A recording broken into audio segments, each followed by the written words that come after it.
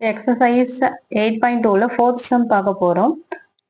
The researcher studying the behavior of mice has recorded the time in taken by each mouse to locate its foods by considering 13 different mice as the times கொடுத்துட்டாங்க. Find the median time that mice spend in searching its food. அதாவது ஒரு food வச்சுட்டு அதை கரெக்டாக கண்டுபிடிக்குதா mouse எலி வந்து கரெக்டாக அந்த ஃபுட்டை எத்தனை நிமிஷத்துல கண்டுபிடிக்குதுன்னுட்டு பார்த்துருக்காங்க. மொத்தம் 13 மவுஸ் வந்து யூஸ் பண்ணியிருக்காங்க.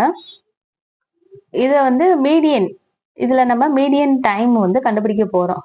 மொத்தம் நம்பர் ஆஃப் மைசி வந்து 13 கொடுத்துருக்காங்க. கிவன் கொடுத்துருக்கிறத நம்பர்ஸ் ஃபர்ஸ்ட் ரைட் பண்ணிட்டேன். நம்பர் ஆஃப் வேல்யூஸ் வந்து 13 அசெண்டிங் ஆர்டர்ல இதை ஃபர்ஸ்ட் ரைட் பண்ணிடுறேன். 13 இருக்கான்றதை பார்த்துக்கோங்க.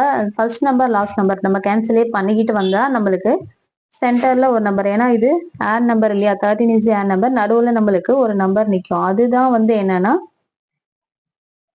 32. இதுதான் என்னன்னா நம்மளுக்கு மீடியன். Median equal to 32. இதுதான் ஆன்சர். ஸ்ட்ரெயிட்டா இப்படி போட்டாலும் போடலாம், இல்ல நான் ஃபார்முலா யூஸ் பண்ணி தான் போடணும்னாலும் அதே மாதிரி ஃபார்முலா யூஸ் பண்ணி போட்டுக்கலாம். ஃபார்முலா n ஈக்குவல் டு 13 ஆட்ன்றதுனால median equal to n plus 1/2 வேல்யூன்னு அர்த்தம். n ஈக்குவல் டு என்னன்னா 13 இல்லையா, அப்போ 13 பிளஸ் 1 டிவைடட் பை 2 வேல்யூ. ரெண்டுத்தையும் ஆட் பண்ணா 14 வரும். 14 2ஆல டிவைட் பண்ணா என்ன வரும்னா 7th வேல்யூ. 7th வேல்யூ இதை ஃபர்ஸ்ட் அசெண்டிங் ஆர்டர்ல ரைட் பண்ணிருக்கோம்ல, அந்த அசெண்டிங் ஆர்டர்ல 7th நம்பர் எதுதோ அதுதான் மீடியன். 1 2 3 4 5 6 7. 7th வேல்யூ என்ன இருக்கு, 32 இருக்கு. therefore 7th value median equal to 32. Formula use பண்ணி போட்டாலும் ரைட் தான், இல்ல ஸ்ட்ரெயிட்டா இந்த இதே மாதிரி போட்டாலும் ரைட் தான். உங்களுக்கு எது ஈஸின்னு தோணுதோ அது மாதிரி போடுங்க. இல்ல எங்க ஸ்கூல்ல ஃபார்முலாஸ் யூஸ் பண்ணி தான் போட சொல்லியிருக்காங்கனாலும் இந்த மெத்தடை யூஸ் பண்ணி போட்டுக்கோங்க.